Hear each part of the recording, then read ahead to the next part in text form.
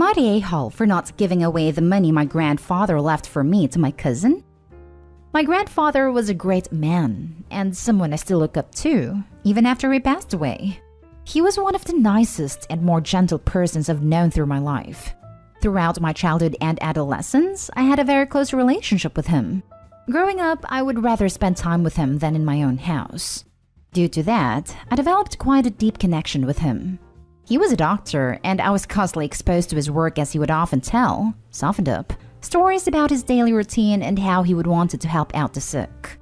Honestly, that close contact with him left quite a mark on me, and at an early age, I decided that I also wanted to be a doctor.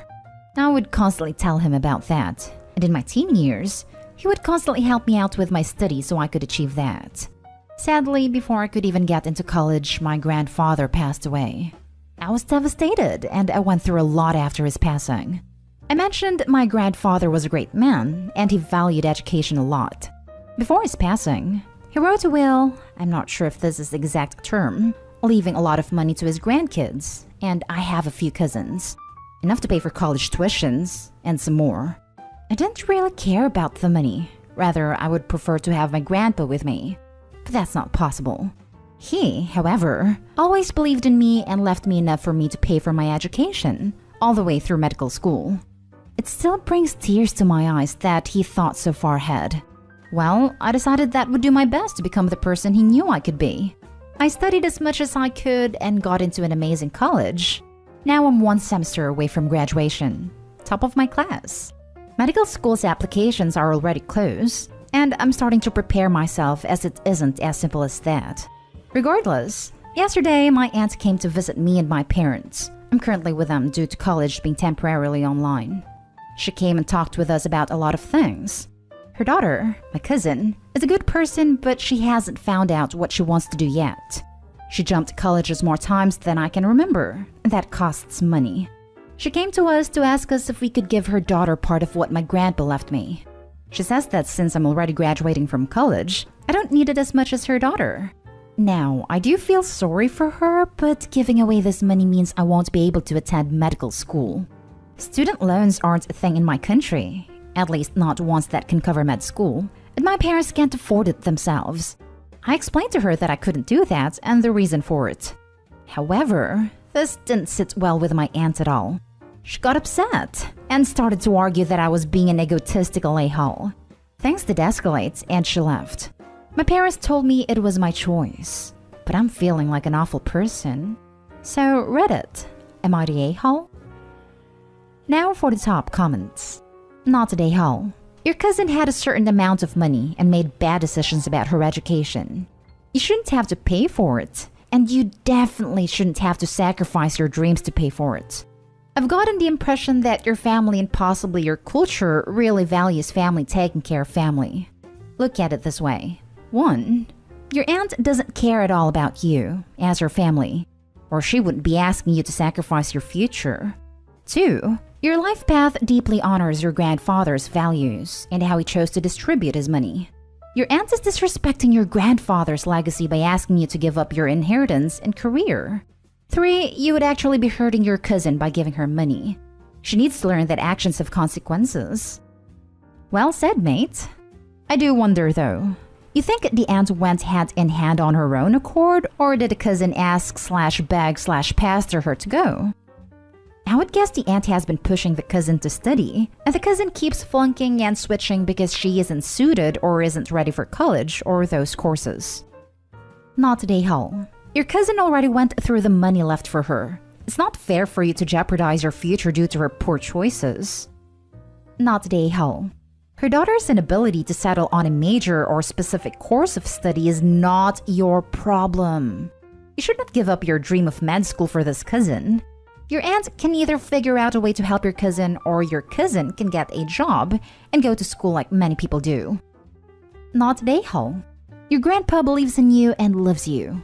He wanted you to have the money to get into medical school. Your cousin should not be rewarded for her behavior and your aunt doesn't care. I say keep the money and achieve the dream you have worked so hard for. Next story is titled, Am I the a-hole for telling my sister she chose the struggle life? My 27 male sister, Amy, 30 female, is a social worker with a master's in social work that came with over 6 figures of debt between undergrad and grad school. I work in tech sales, have a bachelor's, but no grad school.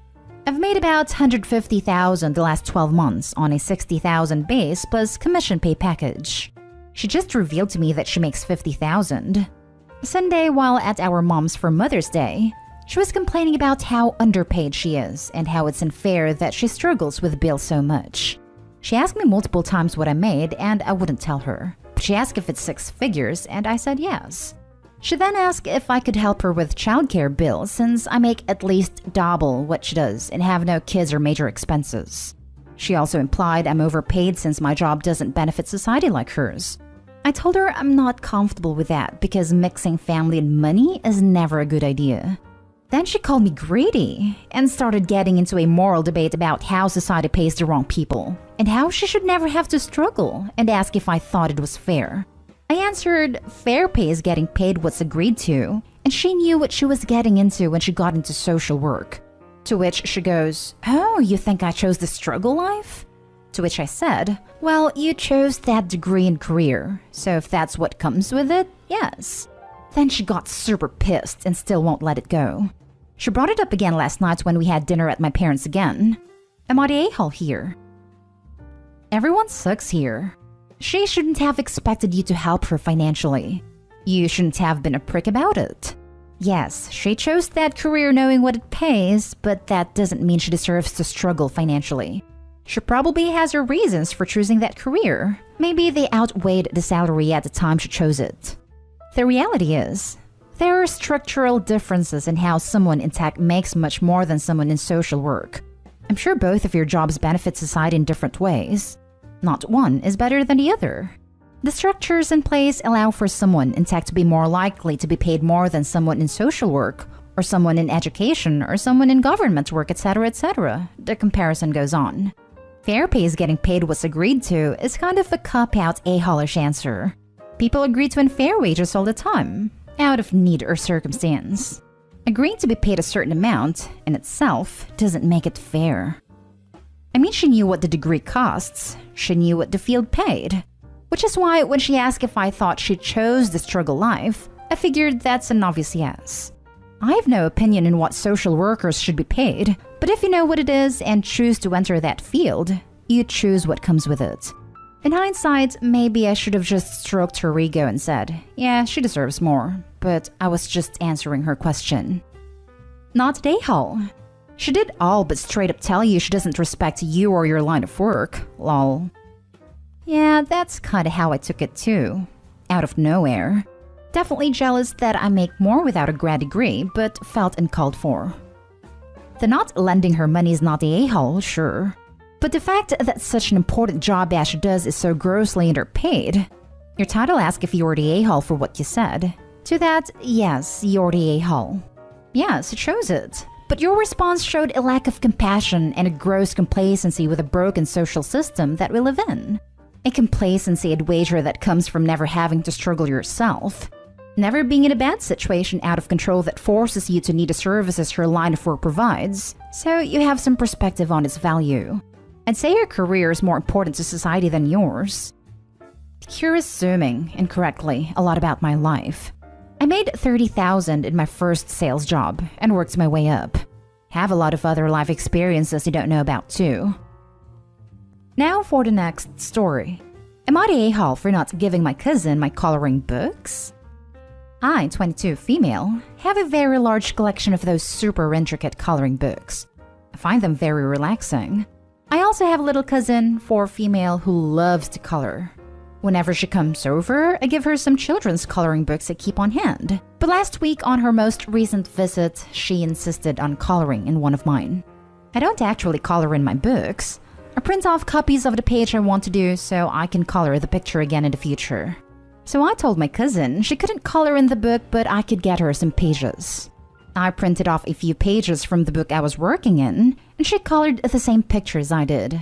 I thought it was all fine until she went to show her mom. My aunt had a total meltdown. She came to me and asked why I didn't just give the book to her kid. She knows I have a ton. She called me a selfish, greedy monster, which I thought was a massive escalation compared to the issue. I tried to explain my side of it, but she kept yelling over me before grabbing my coloring book and ripping the pages out of it. She told me I had better think about my actions and be prepared to make it up to her and cousin the next time they come over. I've gotten messages from a few family members telling me it's stupid for a 22-year-old to have coloring books, and I should just give them to a kid that will appreciate them. I don't know. I think I may be the a-hole because it really was just a cheap coloring book I got at Walmart. It wouldn't have hurt anything to just let cousin have the book to color in. So Reddit, am I the a-hole? Now for the top comments. Of course you're not the a-hole. You didn't deny your cousin anything and she wasn't upset. Your aunt sounds insanely entitled.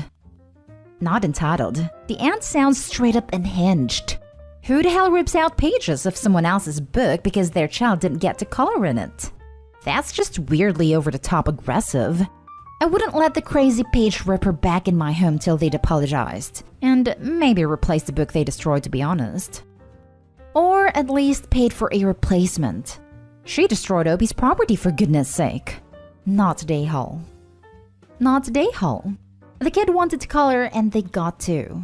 And even if they hadn't, it's your stuff. I'm a parent, and my son isn't entitled to other people's stuff just because we're family. Your aunt sounds awful, and I bet every family member taking her side is saying it because they don't want her getting at them over it.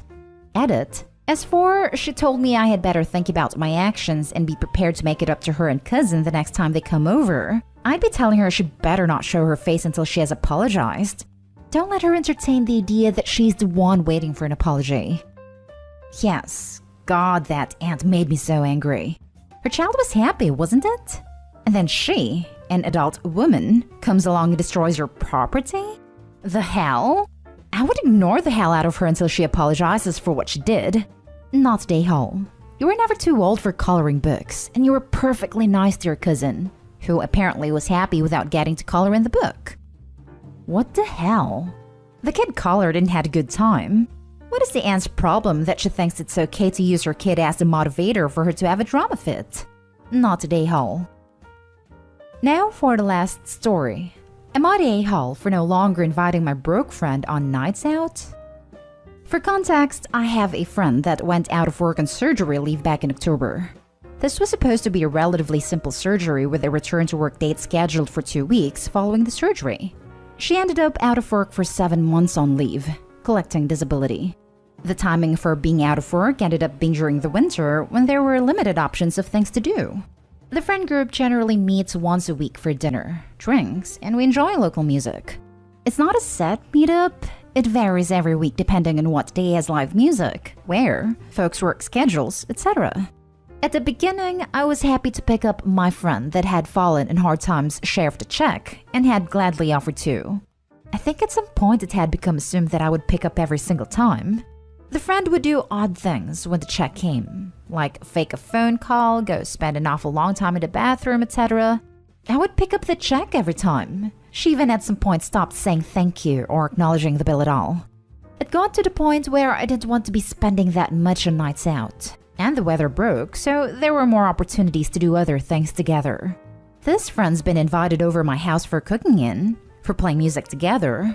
We're both musicians. Various outdoor activities. It has not taken me up on any of those invitations. My meetups for nights out with the remainder of the friend group has continued. However, I've stopped making the one broke friend aware of when we're meeting, as nobody wants to continue picking up an extra weekly bill after 8 months. She's upset the rest of us are spending time together without her. Am I the a-hole? Not the a-hole, but you gotta tell her directly that she is taking advantage of all of you. She has been taking you for chumps within those 8 months. At no point did anyone tell her that I am unable to cover you anymore. You will have to pay for yourself when you come to these invites. She's intentionally being a mooch. She gets up to the bathroom when the checks arrive, and worse is she no longer shows gratitude. Probably doesn't want to bring attention that you've been paying for her. She is using your silence and compliance to continue to get free meals while you all continue with your non-confrontational front.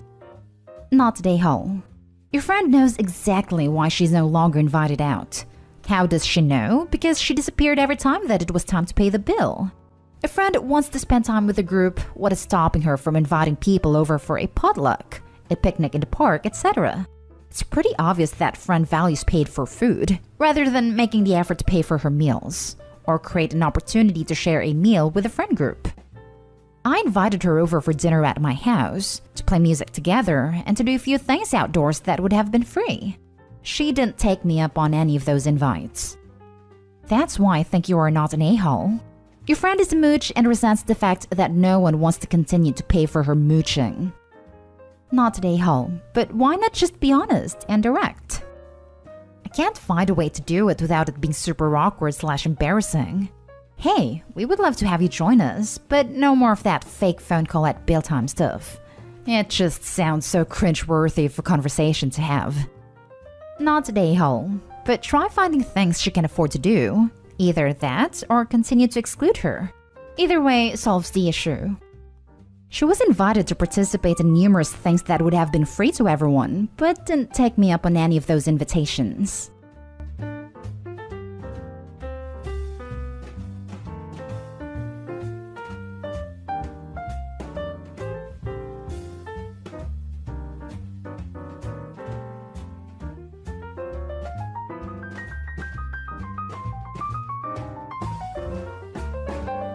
Am I the a-hole for letting my ex-boyfriend dump me when he thought I had massive debt? I have been keeping an Excel workbook for years that I use to organize my personal finances. Every month, it shows the total expenses, total paid, and total remaining. It's not only helpful for budgeting and remembering when stuff is due, but it also removed a ton of anxiety I had around money and the nightmares I used to have that I would forget to pay something important. I used to have panic attacks, but they were cured by Excel. Every month, I put about half the money I make into savings: IRA, HSA, vacation savings, quarterly tax savings, and emergency fund.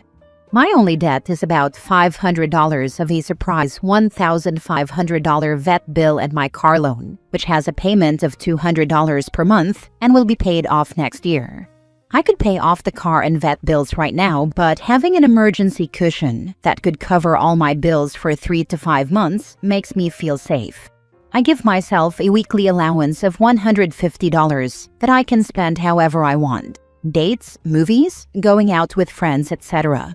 Since my ex and I were becoming a little more serious after 6 months, we had a discussion where we decided that if things progressed, our finances would be separated, and if we moved in together, we would both pay half of all expenses. This would save us both a lot of money monthly. Well, he used my laptop where I keep the Excel document minimized. He accidentally brought it up, and here is where the conflict began. I put everything on my credit card every month. I really want to be able to travel, and getting mile rewards is the only way I can justify the expensive flights to the places I really want to explore. I put everything, rent, groceries, gas, utilities, even my quarterly taxes on it.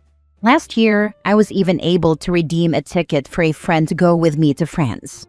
I covered all the flights as well as half the Airbnb. I can't put the car payment or vet bill on the card, but everything else goes on my miles card, which I then pay off a couple of days after paying my bills when the balance settles.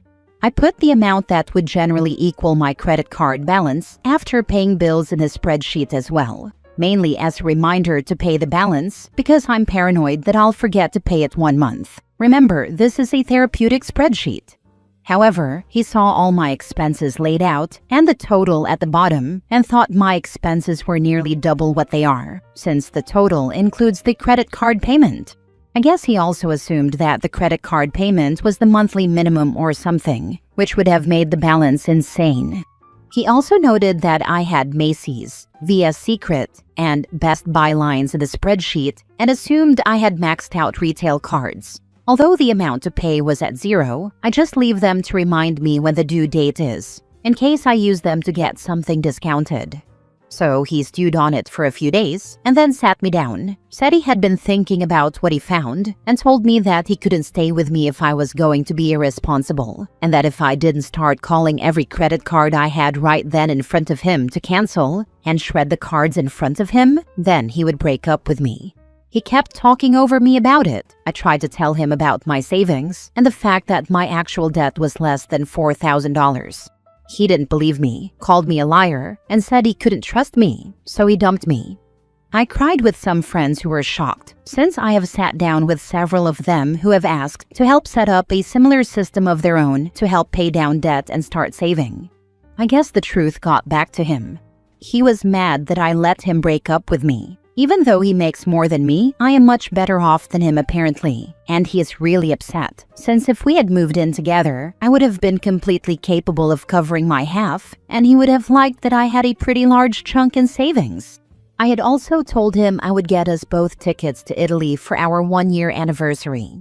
I honestly don't know if I am the a-hole or not. I could have explained the situation more clearly and calmly, and been a little more forthcoming and transparent with my finances from the start.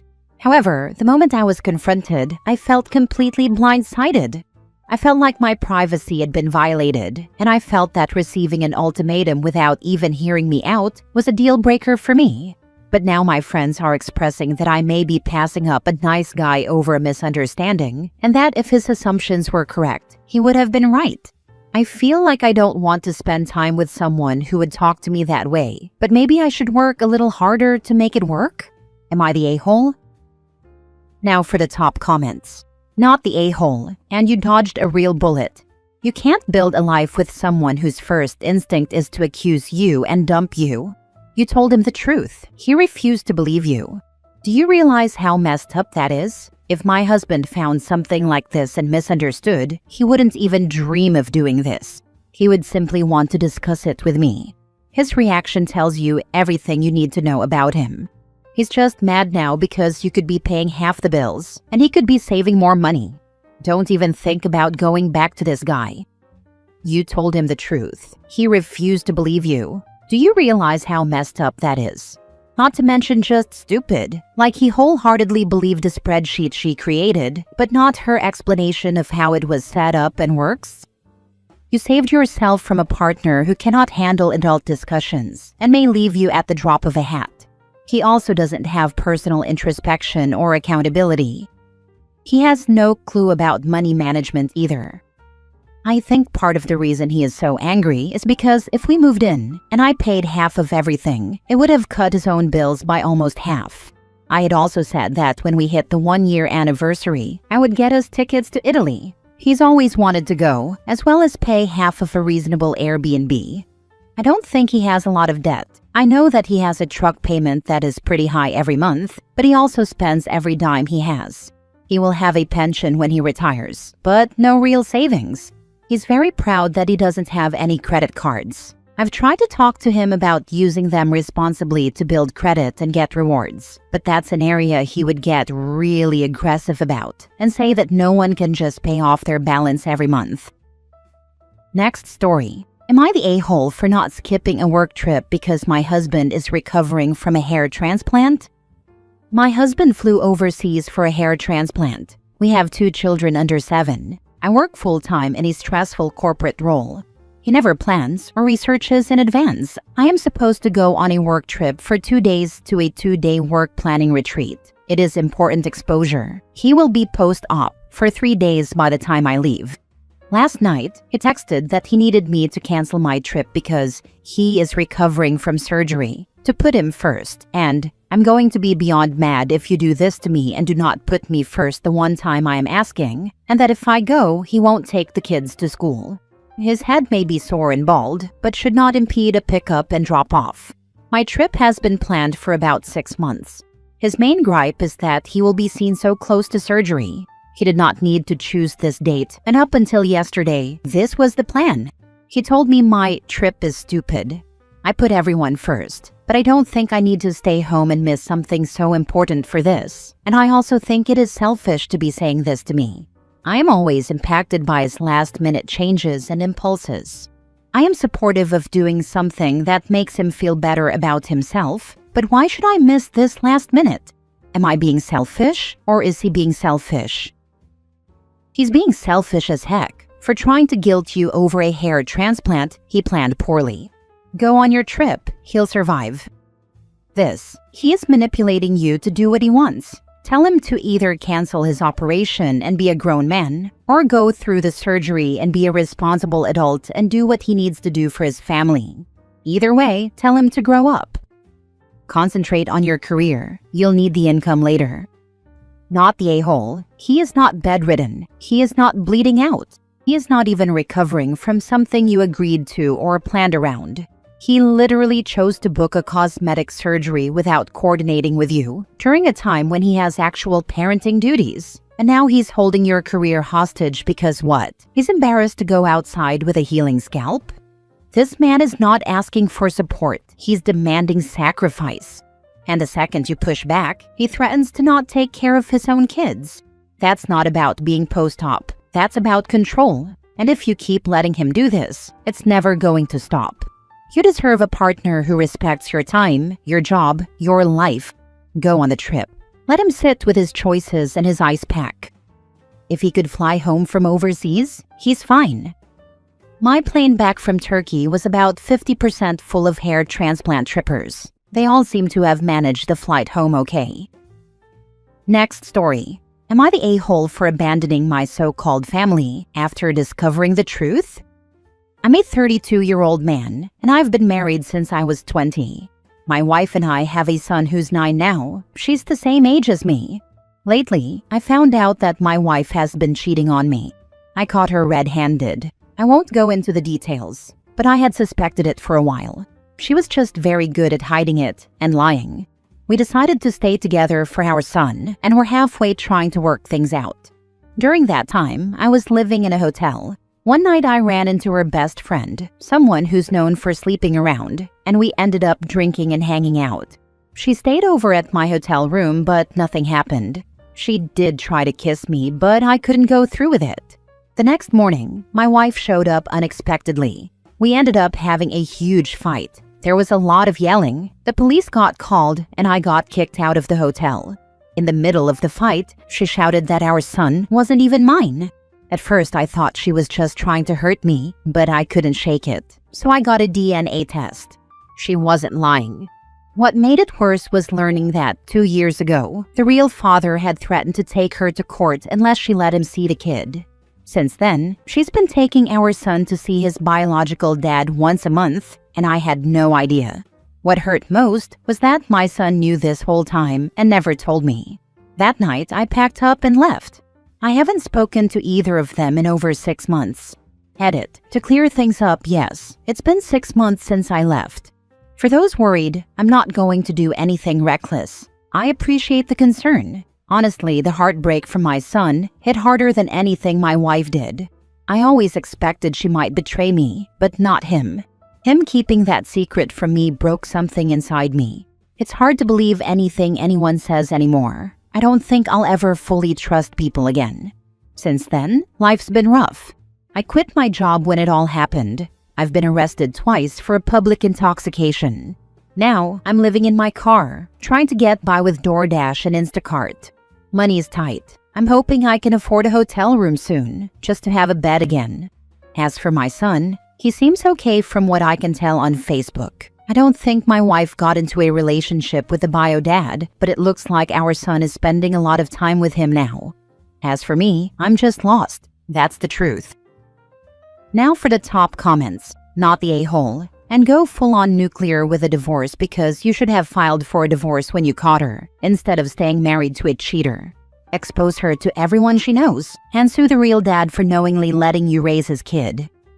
Depending where OP is, there are jurisdictions which allow you to sue for paternity fraud if she knew the kid wasn't his, but convinced him into believing it is. That's easy. The OP said that his soon-to-be ex-wife took the kid to see his real dad, so that answers your question. Life hasn't been easy since then. I obviously quit my job when it happened. Have you looked into assistance for someone in your situation? I mean shelters and such, as well as financial help? The kid broke my heart more than she did. Genuinely, I know he's 9 and should know at least in part of right and wrong. However, it sounds like he's been told that it's his secret and he's not allowed to tell you. Probably with a threat of punishment of some sort that he really doesn't want to happen. That's not his fault. That's the fault of his mom. I know it hurts that he didn't tell you anything in the past 2 years, but know that if threatened, kids will keep things from people the best they can for as long as is necessary. Speaking from experience, it takes a lot to speak against the one who made the threat, and it's terrifying to do so. If he wasn't threatened, then I'm really sorry he went along with it. He may have made a promise to his mom to not say anything, but either way, it's painful. I'm sorry you're going through this. I would definitely look into therapy when you're able, and support groups can be helpful too. Take care of yourself. After making this post, I think I will get back in touch with him soon somehow. I don't believe he's being threatened, but apparently people do all kinds of things I didn't expect. As for me, I prefer my car and privacy over shelters and the occasional hotel. Last story. Am I the a-hole for telling my ex-mother-in-law that I have a full right to move on? I, 36 male, was married to my ex-wife Sarah, then 30 female for 4 years. We share a son called Jerry, then 2 male. Approximately 6 years ago, she ran away with Jerry. We were going through contentious divorce proceedings, and she had filed for 100% full custody. When she realized I was also filing for 50-50 custody, she completely disappeared along with Jerry. She was supposed to drop him off one weekend evening, and she just didn't.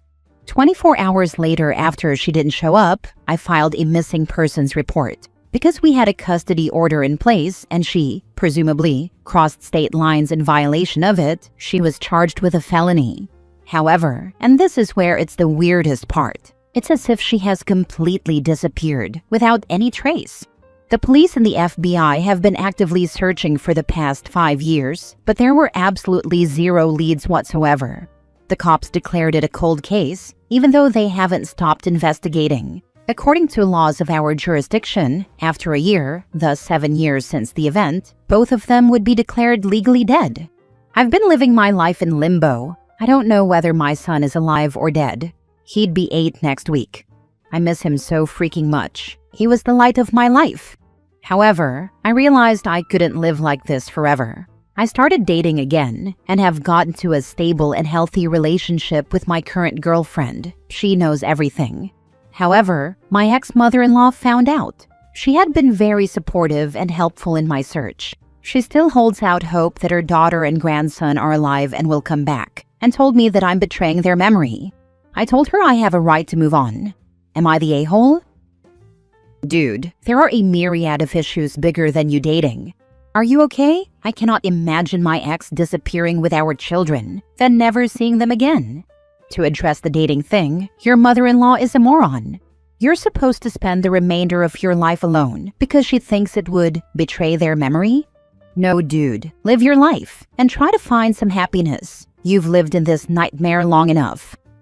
I'd create social media account and post birthday wishes, Merry Christmas, etc. So when he returns, he'll know you never forgot about him. Keep a journal or create an email and send emails about him so you can give him the email to read when he returns.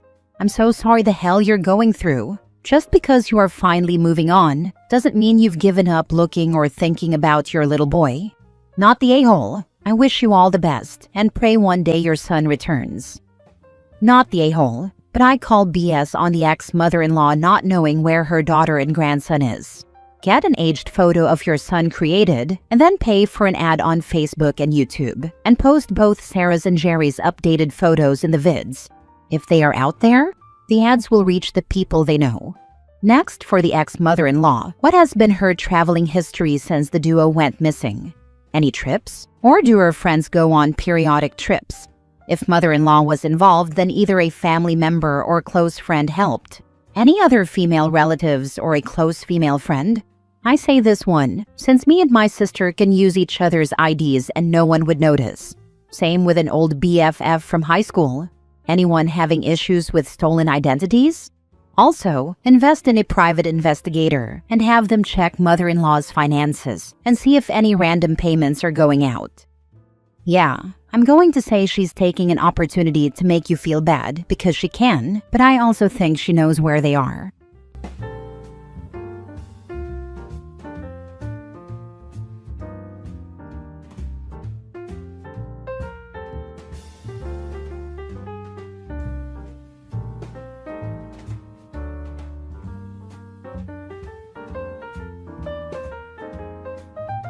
Am I the a-hole for wanting to break up with him for being a good dad? Original post. Me 30 female and Kyle 32 male had been in what I thought was a good relationship for 3 years. He has children, and for privacy I won't say anything about his children. He does have an ex-wife around our age and she's alright. We aren't friends, but we get along and she trusted me enough to ask me to do things if they couldn't. We were going to move in together, but obviously not anymore. It was Father's Day that this happened. He spent his day with his kids, and I spent mine with my dad. Out of the blue, Kyle texted me that he will always put his kids before me. Okay, totally unprompted. I was confused. My dad asked me if anything happened, and I'm like, not that I know of. It was weird and I didn't reply because, yeah, I know. You should? I'm still confused. We talk about it like the next day, and he just said I needed to know. I'm like, yeah, but did I do anything? Did one of the kids say anything? Like, help me correct my behavior. Why did you say that when it's to be expected? I know he's a good dad that puts his kids first. It's why I wanted to have my own with him. He kept saying that I just need to know my place in his life, need to know the hierarchy. It was really weird, and there's been no resolution. Now when I try to talk about that, he gets angry and says I'm being petty or jealous, and I always knew the deal. It feels weird to say it, but it almost felt hurtful, like some type of passive-aggressive move, and he just wanted to start a fight or put me down. If I've never done anything and have been respectful, why say that? I know I don't come first in his life, and it never bothered me until he decided I needed to know that from his own mouth. I'm rethinking the relationship and just removing myself from it. Now for the top comments before reading the update. Not the a-hole. He's a weirdo for saying that unprompted. I would take it more as a you don't really matter to me and let the relationship go. This is exactly what it feels like I already knew I didn't come first. It didn't need to be said, and everything after felt very belittling, but it's hard to put it into words. Not the a-hole sounds like some weird passive-aggressive stuff to me as well. Did he spend Father's Day with his ex and the kids? If so, that might be where this is coming from. I would demand to know what he meant as well, and would probably break up if he wouldn't explain. I don't think he was with her, but I'm like shaking right now. I never thought he could be cheating on me with the woman he freaking divorced. He just said he was spending the day with kids, but I lost details of that day because of that text. I feel you. That kind of message out of nowhere, with no context, would shake anyone. Especially when it makes you start second-guessing what actually happened that day. It's not even about jealousy. It's about the way he made you feel small for no reason. Start looking for a place to live or move back home. Change passwords, close joint accounts, move. Luckily, everything is separate and I still have my own place. Just know that he's going to use you leaving as proof that you weren't okay with his kids coming first. You know it's not true. We know it's not true. But he's going to use that to justify him doing and saying a-hole stuff. Let him. Arguing isn't worth the effort. That's the frustrating thing. I've been trying for days to communicate how and why I'm hurt and what made him text that. He just boils it down to me being jealous that he prioritizes his children. He tries to talk to me like we're fine and I'm the one with the problem. Now for the update. So I dumped him. I tried again for like the 100th time to talk to him. What prompted him to say that? What did I do? He just got angry and said I need to know my place. And why do I have a problem with it when I knew he was a dad going into this? Same old line he's been saying for the past week. I asked if he was cheating with his ex, and I got called insecure, petty, crazy, and other stuff, but I remember those. I didn't even bother asking about hypothetical kids. I told him we're done, and he said he knew I couldn't handle it and to stay away from dads next time. I blocked him, sent his ex a text letting her know, and she saw it but no reply. Which is fine. She'll be blocked too if anything weird happens. I'm going to miss the kids, and that's the weirdest part. They're just gone. The graduations, birthdays, and other milestones gone. So yeah, no more dads for me. I can't say this was a learning experience, it just sucks. Next story. Am I the a-hole for telling my cheating ex-wife to tell her sob story to someone who cares? I, 40 male, married my ex-wife, Lisa, 40 female, 20 years ago. We were married for 5.5 years and had 2 children together, who are 18 and 16 now. Our marriage ended when I found Lisa in bed with another man after coming home from work. Lisa tried to deny an affair was happening and insisted she had simply offered this guy a place to crash for the night. But even if I had tried to ignore the more obvious signs and believe her, she had sent our kids to my parents' house and hadn't mentioned anyone staying over, so I would have been a fool to believe her. After I filed for divorce, Lisa found out she was pregnant, tried to tell me I was the father and that we should get back together, then said I couldn't be the father, which I already knew because I had a vasectomy and did all my checkups. Then she miscarried and blamed me, citing the stress of the divorce and fighting for custody of our kids as the reason, even though she was the one who wanted sole custody and for me to pay $5,000 a month in child support, which wasn't even possible.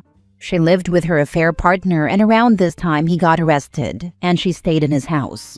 He served about 2 years, so our divorce was finalized and everything. We had shared physical and legal custody 50-50 and had a court-ordered parenting agreement that spelled out everything. Our kids hated Lisa's husband. He was a POS and highly jealous of the fact that Lisa had to share custody of the kids with me. He was an overbearing drill sergeant with them. He checked their stuff that moved between houses, including their school backpacks. He'd confiscate any food they had with them, even if it was from school. Most of the time, he ate it himself or tossed it in the trash. He'd write notes to me and insist my kids give them to me. Lisa knew all this. The kids complained to her, and it made Lisa complain to me. She took me to court once saying I was engaging in alienation because the kids complained about her husband to her.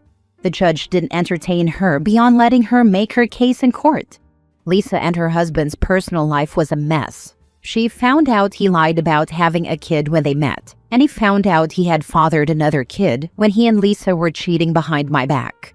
Those kids moved in with them full-time, and Lisa tried to sue for more child support, which I did pay some of, but not a large amount, because we had the kids an equal amount of time. My kids struggled with everything, and they'd talk to me. I had to fight to get them into therapy because Lisa refused to consent, and she accused me of trying to ruin them with an expense like that. Even when I agreed to pay the full amount, she said no. But the judge overruled her when I took it to court. My kids were under increased pressure to bring stuff from my house to their mom's house so the other kids could play with their games. My kids hated going to their moms, but my first attempt to get majority or full custody failed. The kids were too young for their voices to be heard also. I did what I could to support and be there for my kids. They grew increasingly unhappy there, and finally, 3 years ago, I was awarded full custody because of the wishes of the kids. By that point, Lisa had 2 more children with her husband, but my kids never bonded with a step or half-siblings and did not care about maintaining contact with them and still wanted to live with me alone. Child support was then changed, from me paying to Lisa paying. She had it reduced once last year due to financial difficulties facing her household. In the last couple of months, Lisa has contacted me a grand total of 42 times via email, asking for financial support and for me to send our kids' old stuff to her house. I wrote back one time, clearly stating I would not, and I ignored further emails. My lawyer has them documented, but that's the most I've done with them. Instead of leaving it alone, she confronted me and tried to tell me this sob story about struggling to feed, clothe, and take care of the 4 kids in her household. But I shot her down and told her to tell the sob story to someone who cares, because her household is none of my concern. Only our children are my concern. She reached out to the oldest too, and both kids blocked her once they realized she would start something. In response to what I said, she wrote a very lengthy email that I skimmed, and she sent a former friend of ours, who sided with her in the divorce, to confront me about abandoning her twice and being cruel. I shut that person down. It was 12 or more years ago when I last saw them. However, I am aware that Lisa is still the mother of my kids. I know they don't care for a relationship with their mother or stab in half siblings right now, but that could change. And maybe I am not creating the best environment for them right now, more specifically because of how I spoke to Lisa when she asked for help. I know all that did was worsen things between us. Does this make me the a-hole? That's what I want to know. Not the a-hole. She is a crappy person. I can't even believe that the court gave her shared custody in the beginning, given she was living with a felon. The court system is truly a joke. If it's not an offense against kids or a domestic incident in the home, it's not something that matters to the courts, at least in my experience. She knows you are a nice guy, but that's why you're a father and good backup. Get a court-approved app and block on everything. Have your lawyer send her a cease and desist letter about any personal contact and a threat of restraining order. Not likely, but good threat. This is where you need to be strong. She gets nothing. If your kids come to you begging to help her, then it's your call. People's actions have consequences. Stay strong, my brother. Your kids are lucky to have you and are a great role model. Set clear boundaries for her. Your focus should be on your kids' well-being. She made her choices. Your job now is protecting peace for you and your kids. Next story. Am I the a-hole for finally snapping at my husband's mom in front of his whole family? So here's what happened. We went over to his uncle's house last weekend. Normal family gathering, nothing fancy. I wasn't even in the mood to go, but he insisted. Said we couldn't keep skipping things or it would look bad. Whatever. I went. Barely 10 minutes in, I hear his mom talking to his cousins in the kitchen. She wasn't whispering, at all. Loud enough for me to hear from the hallway. Stuff like, she's lazy, doesn't even take care of the house. I don't know what my son saw in her. If I were him, I'd come back home. Like what? I cook. I clean. I take care of her grandkid. I've kept my mouth shut every time she made her little side comments. Every time she rearranged my cabinets or folded our laundry like it wasn't done right. Every single time. And now she's out here talking crap about me? Lying even? In front of the rest of the family?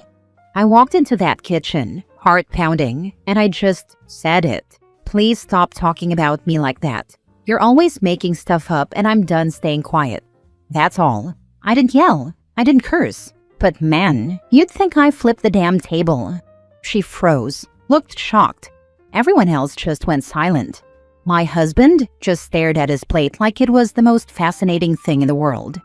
Then she starts crying, saying I embarrassed her, that I disrespected her in front of the family, that I ruined the night, and suddenly I'm the bad guy? He didn't say a word on the way home. Not one. I asked if he was okay and he just said, you didn't have to do that. I didn't have to? Are you serious? I've been biting my tongue for months. She's made me feel small, like I don't belong. I've tried to win her over. I've been nothing but respectful. And he knows it. But now he's mad at me? So yeah, I don't know. Was I wrong for finally calling her out? Am I the a-hole? Now for the comments. Next time you're all together, ask your mother-in-law if there is a return policy on her son. This one is defective as it is missing a spine. Haha, might just ask that next time. Seems like I got the model with all the flaws and no warranty. Tell her you need a refund because the umbilical cord is still attached and hanging out of her vagina. The cost is 50% of the marital assets and 50-50 custody. You'll call the attorney and send the papers. Not the a-hole. You have a husband problem. You shouldn't have had to speak up to her because he should have done it. Tell him to pack up and go back home, and you will send the divorce papers there. He sat there and listened to his mom berate and insult you, and didn't do anything about it, and hasn't done anything about it. Tell him that you thought you married a man and not a mama's boy. Yeah, a husband is supposed to protect, not stay silent while his wife gets torn down. I'm done being disrespected. I think in a decent relationship, each partner handles the conflicts that are caused by their respective families. Would you let one of your parents talk badly about him right in front of him? Well, maybe now you would. She is a boy mom trademark for sure. She wants him to come home so she can make sure she's the only woman in his life. It's not healthy. No parents should want their kid to be alone forever so they can be number one. Last story. Am I the a-hole for telling my sister I will feed her kids food they will eat, as long as they are dinner guests, and she has the choice not to come if that bothers her? My family and I take turns hosting family dinners with everyone about once a month, sometimes more if we're simply looking to entertain. I 28th male, like having dinner parties, so I invite them over more. My older sister, 39 female, always accepts the invites, and then she complains that I feed her kids, instead of leaving them with no food because they won't eat what she wants them to.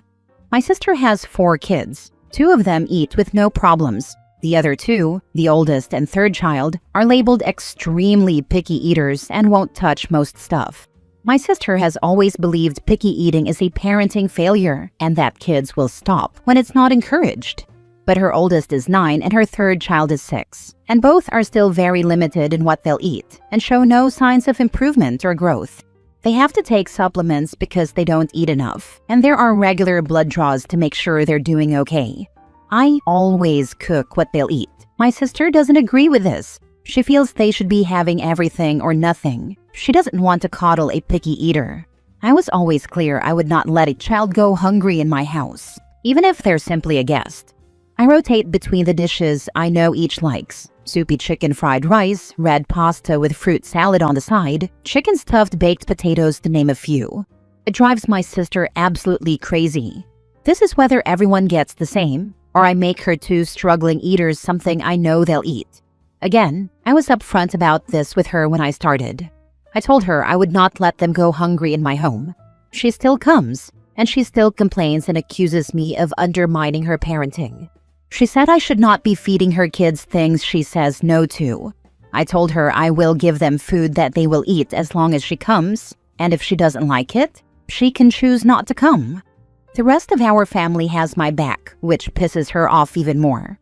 I know I could stop inviting her, but I love her kids and love seeing them and being able to help them eat. She confronted me for saying this stuff to her. She said I should be more respectful, that she's a mom, and I'm not a parent, and I'm not showing her the respect I should as the oldest sibling in our family.